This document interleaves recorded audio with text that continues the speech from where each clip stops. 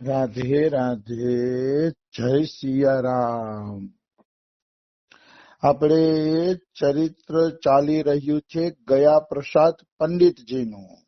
હા ગયા પ્રસાદ પંડિતજીમાં ઉદારતા, ક્ષમા, કરુણા આવા દૈવી ગુણો ભરેલા હતા. અને જે સંતની અંદર જેટલા દૈવી ગુણો ભરેલા હોય ને એટલો જ ઈ વાસ્તવમાં આગળ પડતો સંત છે. હા દાઢી જટા વધારવાથી કે લાલ કલરના કે પીળા કલરના કે સફેદ કલરના વસ્ત્ર પહેરી લેવાથી કોઈ સાધુ બનતું નથી. બિલકુલ. ઈ તો એક બાહ્ય વેશ છે. બાહ્ય વેશમાં કઈ વાંધો નથી, એ સારી વાત છે, પણ સાધુ અંદરથી બનવાનું છે. હા જેમ ગયા પ્રસાદ પંડિતજી અંદરથી સંત હતા, એના આપણે 7-8 પ્રસંગ જોયા. હા હવે આગળ વધીએ તો ફતેહપુર જિલ્લાની અંદર એક ગામ હતું ને ગામનું નામ હતું એકડલા.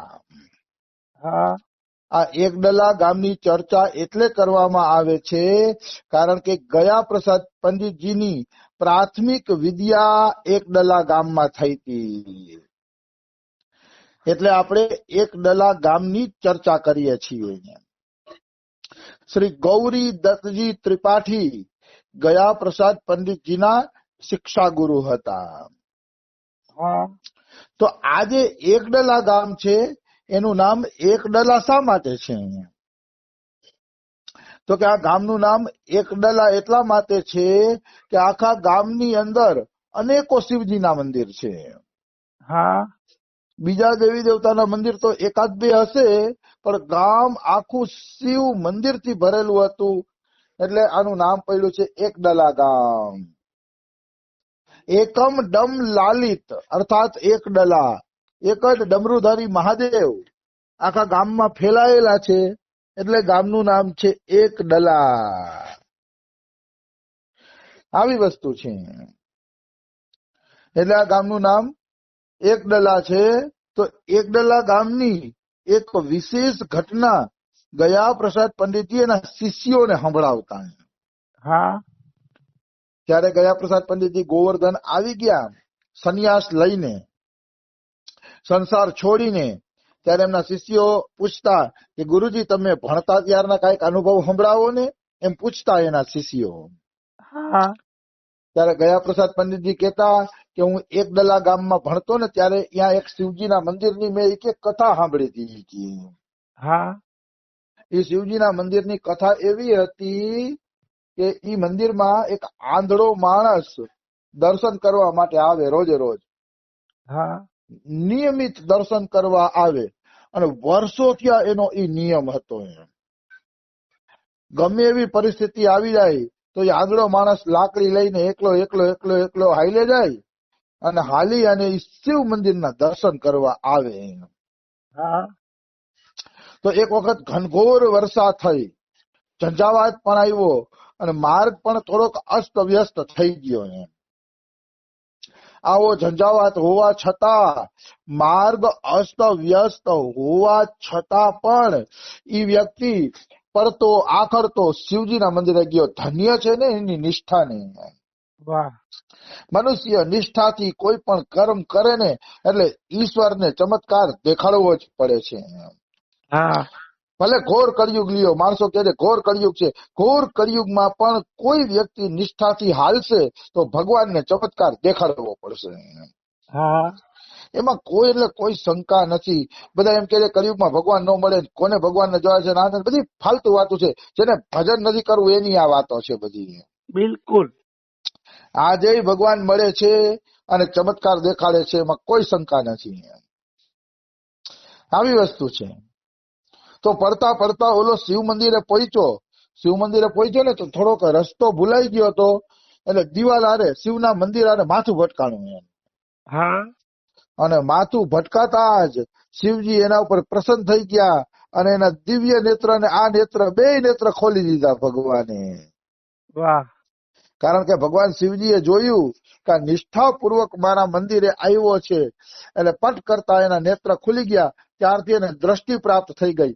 જયારે એક દલામાં ગયા પ્રસાદ પંડિતજી ભણવા ગયા ને ત્યારે સૌથી પહેલા એને ગુરુજીના મુખેથી આ શિવ મંદિરની કથા સાંભળી હતી. હા આપણે કોઈ ગામ જઈએ તો જોજો કોઈ ને કોઈ ગામનો કંઈક ને કંઈક ઇતિહાસ તો હશે જ કે આને ભગવાન આમ મળ્યા હતા ને અમારા ગામમાં આ સાધુ થઈ ગયા ને અમારા ગામમાં આ મંદિર આવી રીતે બન્યું ને હા કંઈક ને કંઈક નાનો મોટો ઇતિહાસ તો હોય જ છે. એમ એકડલા ગામનો ઇતિહાસ એવો હતો કે ત્યાં આંગણાને ભગવાન શિવજીએ આંખો આપી હતી. આવી વસ્તુ છે. ઈ એકડલા ગામની અંદર ગયા પ્રસાદ પંડિતજી ભણવા ગયા અને એમના ગુરુનું નામ હતું ગૌરી દત્તજી ત્રિપાઠી. તો એ ગૌરીદત્ત ત્રિપાઠી ગયા પ્રસાદ પંડિતજીમાં અત્યંત પ્રેમ રાખતા હતા કારણ કે ગયા પ્રસાદ પંડિતજી હોશિયાર વિદ્યાર્થી હતા. હા એની હોશિયારીની કોઈ સીમા નહોતી એટલે ગયા પ્રસાદ પંડિતજી ઉપર ગૌરી દત્તજી અતિશય પ્રેમ રાખતા હતા, ભાવ રાખતા હતા ગૌરી દત્તજી. તો એકવાર ગયા પ્રસાદ પંડિતજી ને ગૌરી દત્તજી બેઠા હતા ને ત્યારે ગયા પ્રસાદ પંડિતજીએ પૂછ્યું કે ગુરુજી તમારા દાદા દાદીની ને પપ્પાની ને એની કઈક તમે વાતો સંભળાવો ને કે હા તો મારે સાંભળવી છે કે તમે આટલા વિદ્વાન છો, હોશિયાર છો, તો તમારા પપ્પા અને દાદા દાદી એ વિદ્વાન હશે, હોશિયાર હશે, તો તે મને એની વાતો સંભળાવો ને. અને સંતો પાસે જાય ને એટલે પ્રાચીન વાતો સાંભળવી જ જોઈએ. હા તમે ક્યારે બરસાના આવ્યા અને કેવી રીતે સંતોને મળ્યા ને કેવા કેવા સંતોને મળ્યા ને એમાં શું અનુભવ થયા ને એવી ચર્ચાઓ તો થાવી જોઈએ.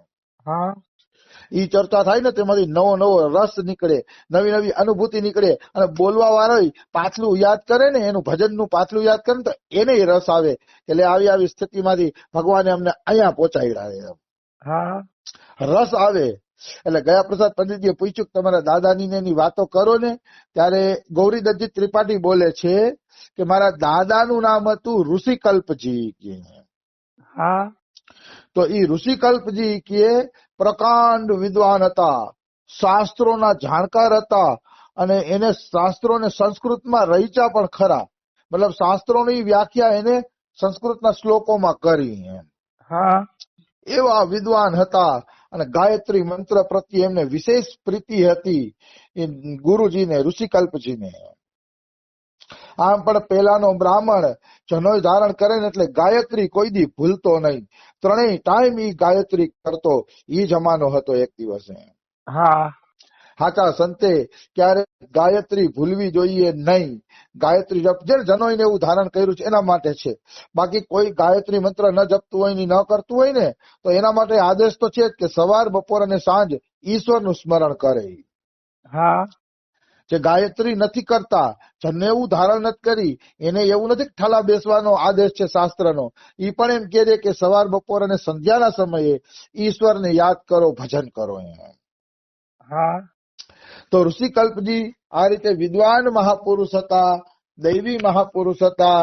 હવે ઋષિકલ્પજી એક મરવા પડ્યા.